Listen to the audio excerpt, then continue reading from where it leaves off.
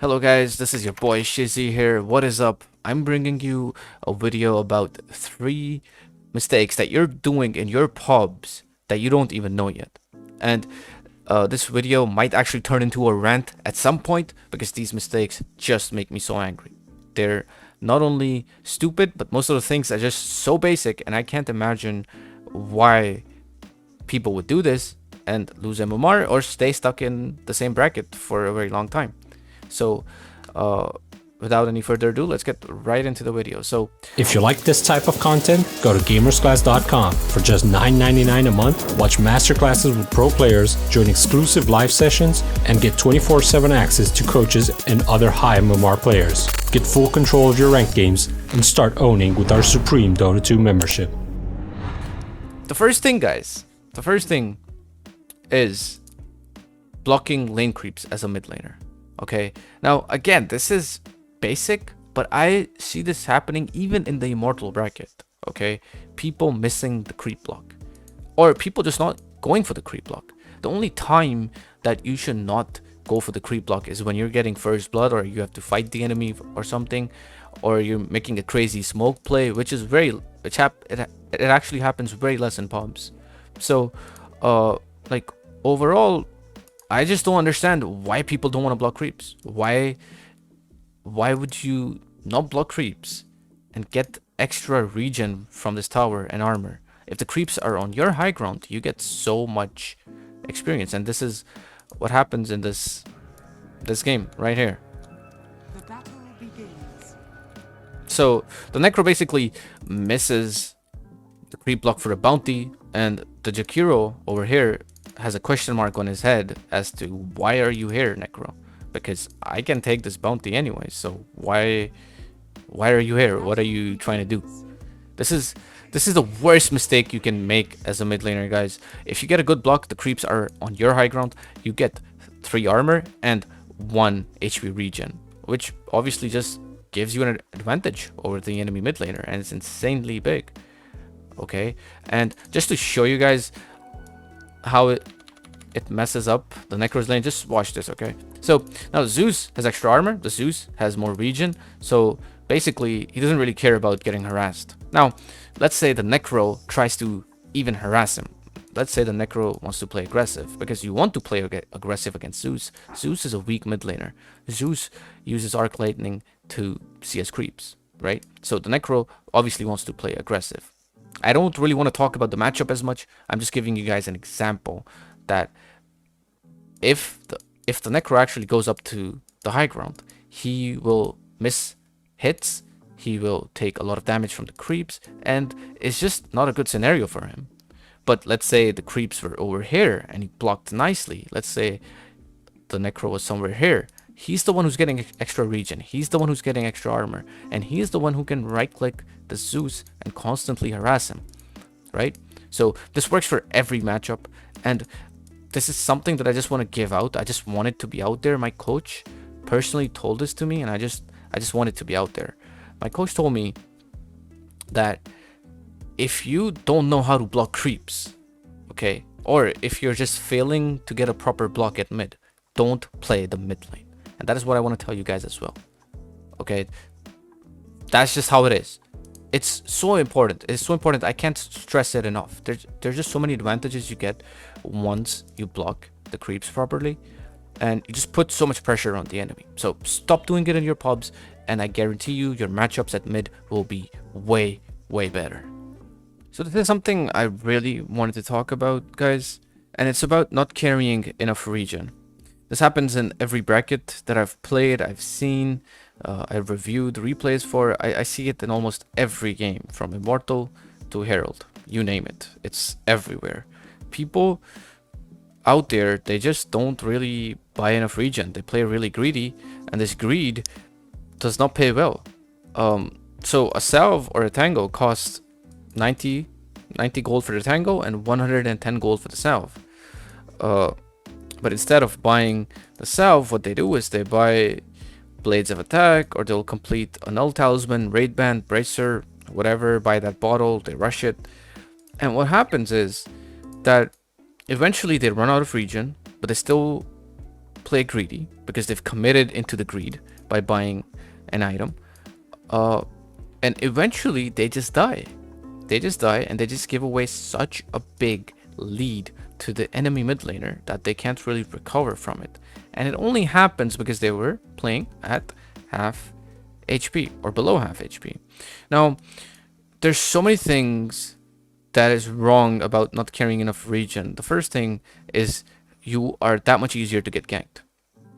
Let's say, well, I mean, in this game, there's a Spirit Breaker. So the Spirit Breaker can just charge and this Invoker dies. If a Spirit Breaker sees a half HP Invoker, he will charge him. That's just, it's as simple as that. If a Shaker sees a half HP Invoker, or any mid laner for that matter, he will walk mid, use Fissure, enemy mid laner will use his spells, and you're dead. If an Earth Spirit sees you at half HP, he will run at you. I mean, you name it. Every pos 4 wants to get kills at mid. And if you're playing at half HP or below, or you just not have enough HP on you, you'll get ganked. So that's the first thing that will happen if you're playing at low HP. The second thing is you might just die solo to the enemy mid laner because you're just so low. The third thing is that you will feel a lot of pressure in the lane. You can't really trade with the enemy. You're low HP, so you're scared of dying. So you can't really deny and CS properly as well. There's just a lot of mental pressure on you in the lane. And all of this, guys, all of this can be avoided just by investing 90 gold or 110 gold. And it doesn't even matter that much in the laning stage. You can buy 3 salves. You can buy 6 set of tangos as long as you don't get solo killed or ganked. That's what will change the course of the game for you. Trust me on this. It's just... I've seen it happen so many times, and I just really wanted to talk about it. And it's a mistake that you have to stop doing in order to increase MMR.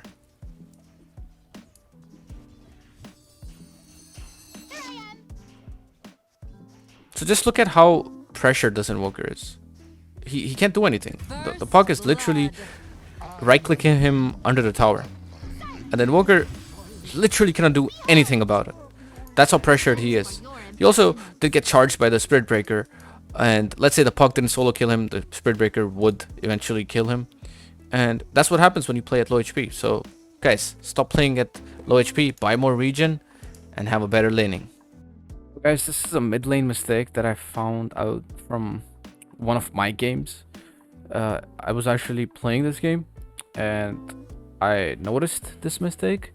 And I realized how big this mistake is. And this is something that I personally do sometimes in my pubs as well. As soon as I identified this problem, things got much easier for me in my pubs, and I did start to win more games. And I just felt like this is something that almost every mid laner should know at this point. So it is no surprise that the town portal scroll, TP, which we call, is very important for any hero, not just a mid laner, but any hero. And you want to use this for some kind of value, something that will give you a lot of value. Now you want to use this to get farm in a place where, you know, like say bottom lane is being pushed and you can get a lot of creeps. You TP here, that TP is worth it. If a tough fight is going on and your team needs help, TPing is worth it. But in this specific scenario, what the Lina does is he TPs top, and he TPs for a kill that is absolutely worthless. So not only does he get a kill that maybe his offlaner and his carry should be getting, he actually takes away the kill. So that's one thing. He's literally stealing a kill. Alright, there's no other way to put it. He's literally stealing a kill. He wastes a TP, alright? He gets how much gold out of this? He gets like 257 gold, which he could get from this creep wave. After he gets this creep wave, he could have pressured the tower, go to the jungle, farm jungle, and use the map more effectively. Not only does he take away a kill from his team, he shows that he's top now, and there's 3 cores on top from Dire to kill an Undying. Now the Slark is like, thank you. Slark has his thumbs up and he's like, thank you Undying for making space for me. Slark has no game at all. If you notice, if you look at the net worth, Slark has no game. 3800 net worth compared to the Jug's 5100. Slark gives a thumbs up and he says, thank you for making space, sir. Thank you so much. Okay, Invoker's like, well, thanks for giving me some info. That the Lina is top now and my mid lane will not get pressured while I am stuck on this cliff for some apparent reason. I don't even know why he's stuck here, but okay. So, Invoker is happy about this. Why? Because the Lina is not pressuring the tower. And this TP is worthless. And I see this happening in so many pubs, you name it, from Herald to Immortal, people just not using TPs effectively. And as a mid laner, I feel like it is so important, guys, so important to get the best value out of your TP. You make the game or you break the game with your TPs. If you use your TP in the right way to push out waves or join a fight that will get you some kills and help your team out, great. But if you make TPs like this, you just put yourself and your team into a very bad spot. So just having in mind that your TP is very important and you can use it in better situations is something that you just want to have in mind. Also, I don't think you should ever use your TP in a situation where there's already a lot of cores, even if you feel like it's gonna go good for you. Because let's say that you win a team fight here. Let's say there's a team fight going on here. Let's say there's more than one hero. Let's say that it's not just Undying. There's more people here. There's maybe a Shaker here or an Ancient here. Let's say you kill the Ancient and Shaker as well. But what do you do after? You don't have a TP. Your Jug doesn't have a TP. Your Beastmaster doesn't have a TP. The 3 cores have no TPs. Okay, so where do they go after? Do they push this tier 1? No, they can't. It's full HP. But you absolutely cannot. Right? Do you go farm jungle? Well, your 3 cores, how many camps can you farm at the same time? You will have to walk and waste a lot of time. 2 of these cores will have to waste time. Out of these 3 cores, 2 will be wasting their time walking to another lane because another core decided to TP here. So it's just gonna make things awkward for the entire team, right? Dota is a game where cores are supposed to split up and farm resources. And once they have enough resources, they gather up and they try to take down towers, team fights, rush, objectives, so on and so forth. But if the cores are just standing together, things get harder. So my point being here is stop making things awkward for your cores. Stop being so greedy. Use your TP efficiently and use it for yourself. You can be greedy and efficient at the same time, right? This Lina right there could have TP'd bottom or pressured mid or whatever, and it is quite greedy to do this. It is quite greedy because he's not helping his team in any way, but at the same time he's pressuring the map, and this map pressure will get space and this will help his team. So even though it is a greedy play, it's still giving value to the team, if that makes sense. Now here's another mistake that I see happening in a lot of pubs. You will not see this happening in pro games or in higher ranked pubs, but I overall see this happening in lower ranked pubs a lot. And it's when your mid laner goes into the jungle to farm stacks. This happens mostly when there's a mid alchemist or a very greedy mid laner, but again, this is not a specific hero situation. This is an overall Dota mechanic situation, just the way Dota works. This happens when your mid laner goes to the jungle and he wants to farm stacks, which is really good for him. In the course of about 30 to 20 seconds, he will farm a lot of creeps, which will give him a slight boost compared to the enemy. The enemy will be around the same level compared to your mid laner, but once he farms this stack, he will get about almost 1 level. He will get almost about 400 to 500 gold, which will give him a big boost, an insane boost depending on how many stacks there are. Normally one goes to farm these stacks once there are like at least 3 or 4. But the mistake that happens when these stacks are being farmed is that the pause 4 or pause 5 does not go mid to take experience that is absolutely free. I've talked about it in this video, how important the resources are on the map. Resources are experience, gold, objectives if you look at it from that perspective, runes, vision, so on and so forth. But this creep right here, that it's just being wasted. Nobody wants to take experience or gold from this creep, right? Now the Necro, this guy, the mid laner, he's doing right by what he's doing because he wants to get that boost. He wants to get extra experience, extra gold. He wants to complete his items and he wants this boost from the stacks, which is completely fine. This is where the support should come in, go to mid and take this experience. Like, it's solo experience, and as a support it's a lot. So how do you stop making this mistake? You constantly want to look at mid or the map overall. That's what I would recommend. And while you're watching the map, as soon as you see your mid laner leave the lane, you can either just walk to mid or TP to the mid lane and get this experience. It's as simple as that. There's no complication about it. You just get this experience. You're higher leveled than the enemy supports and you're good to go. If you look at it, the Jakiro is level 2 and the enemy support is almost level 4.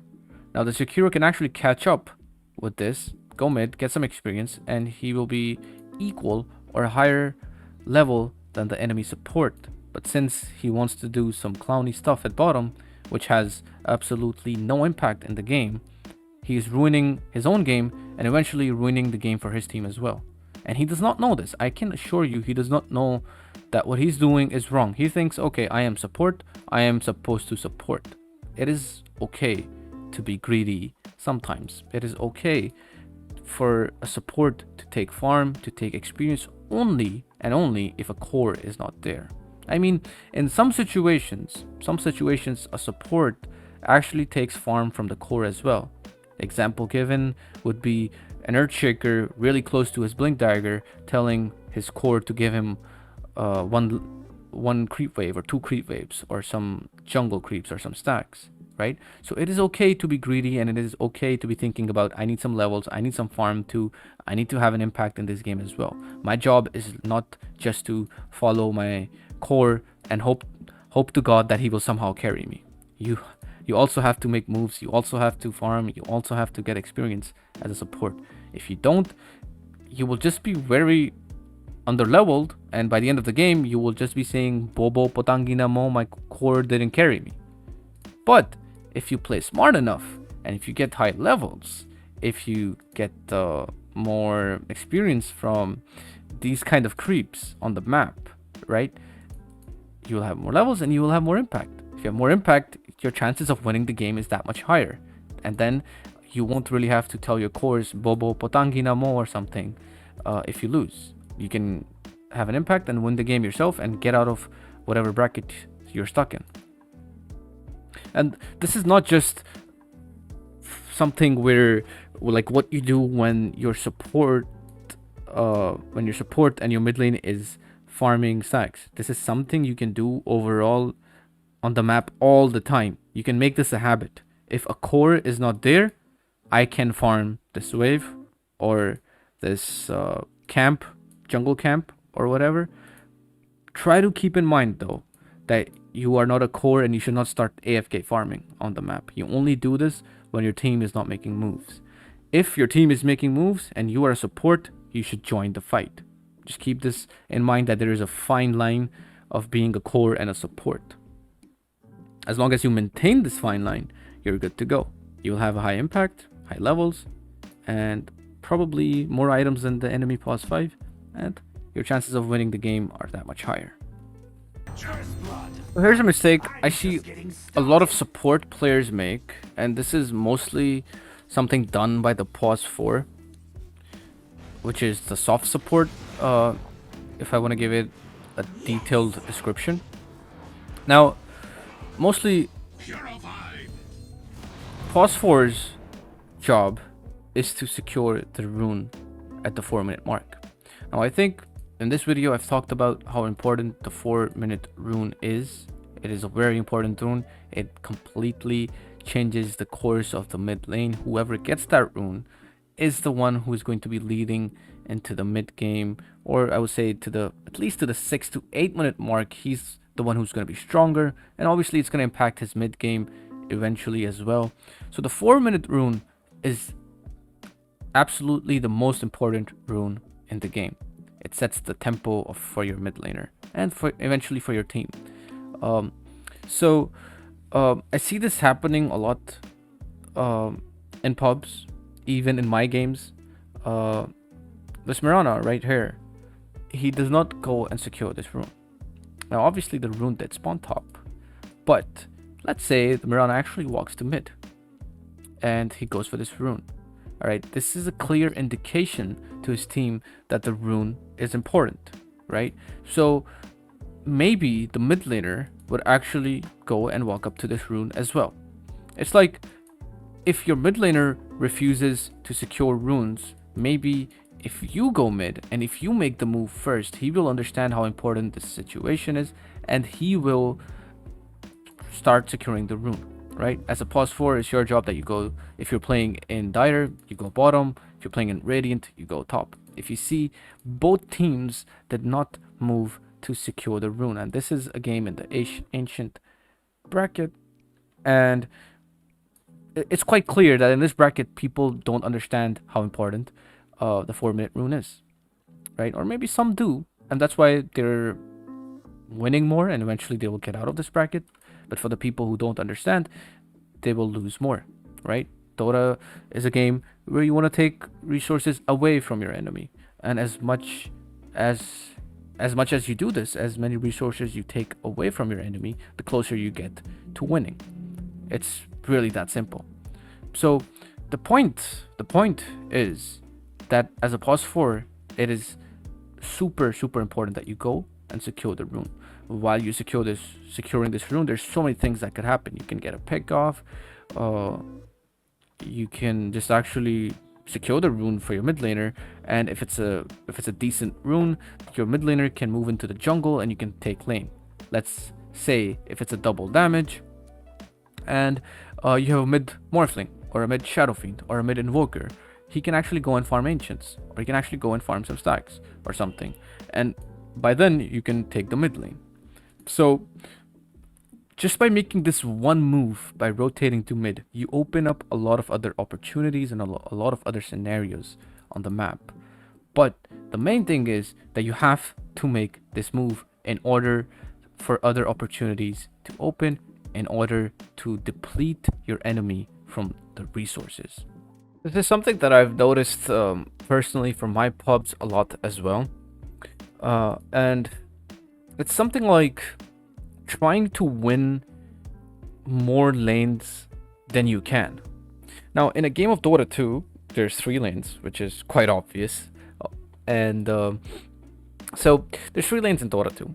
Alright, and if the enemy are equally skilled, there's absolutely no way you can win 3 lanes. This is a concept that is known by almost every pro player out there, that you cannot win 3 lanes unless the enemy are bad or unless you just do way too good.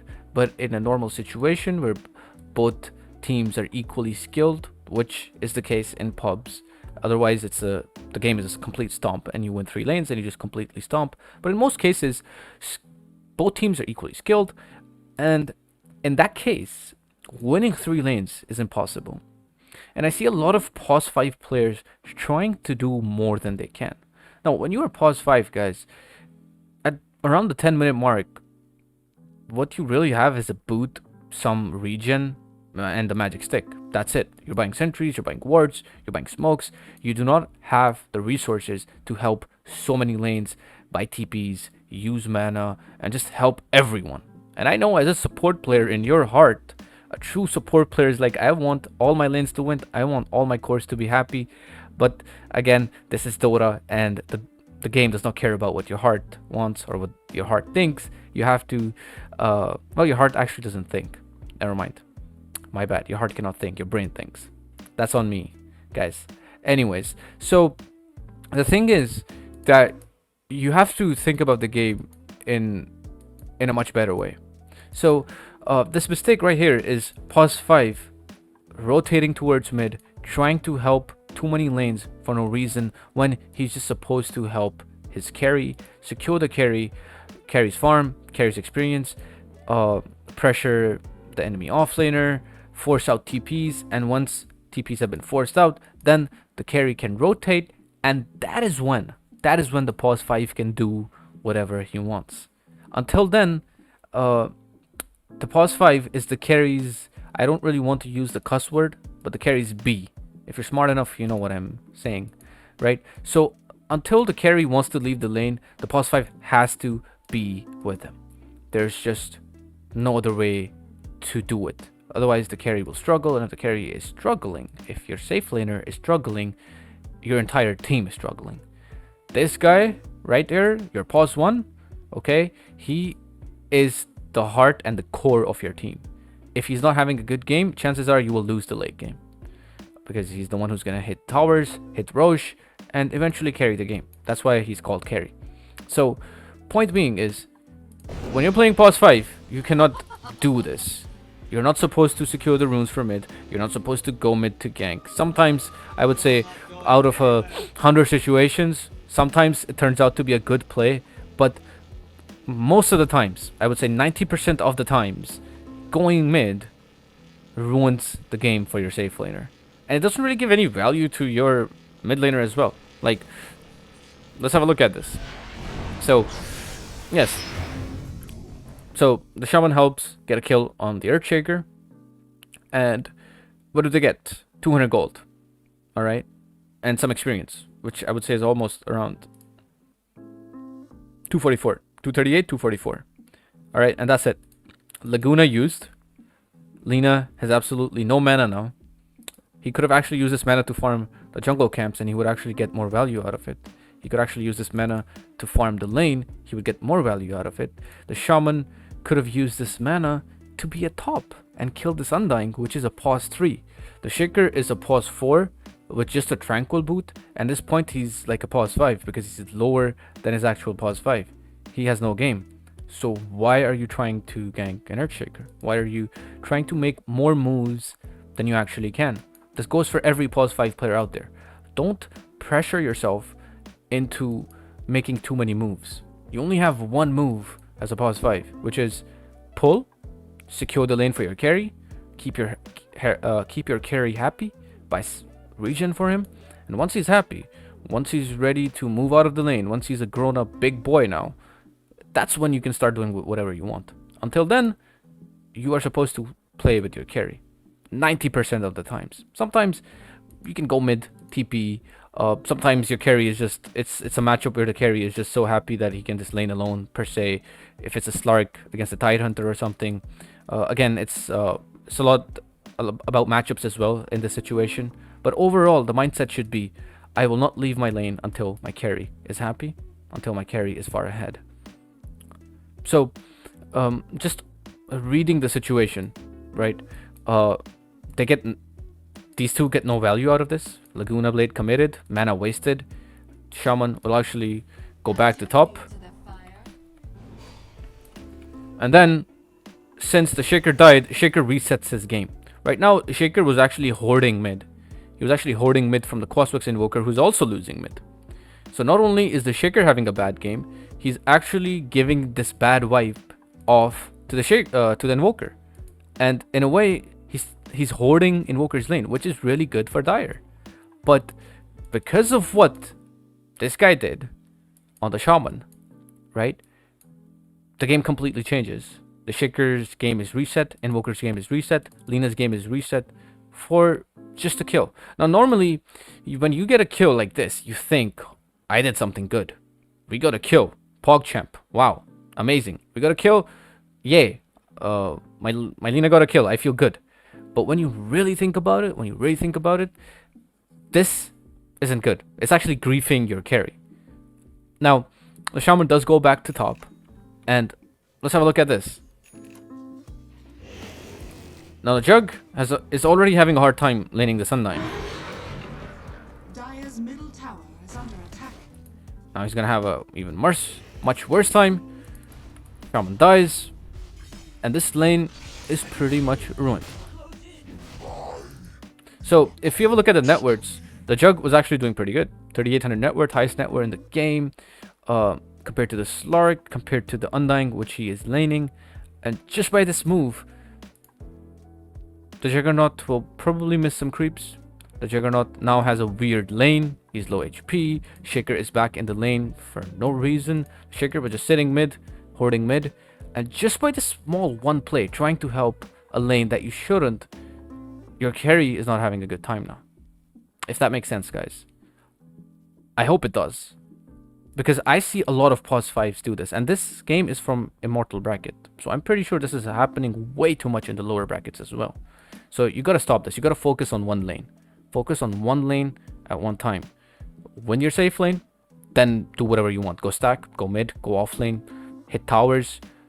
I don't care, man. Hit Roche. But the first thing is to secure your carry if you are playing pos 5. And I really want to emphasize on this because I see this happening in my games as well. So at this point, it's not even me just giving you guys some knowledge about pos 5. It's just me ranting at this point because it just makes me so mad. Anyways, I hope it makes sense. Alright guys, thanks for watching. That's pretty much it for the video. If this video has helped you out in any way, make sure to like and subscribe to the channel. And I'll be seeing you guys in the next video. Until then, good luck grinding, good luck increasing MMR. Shizzy Dota signing out.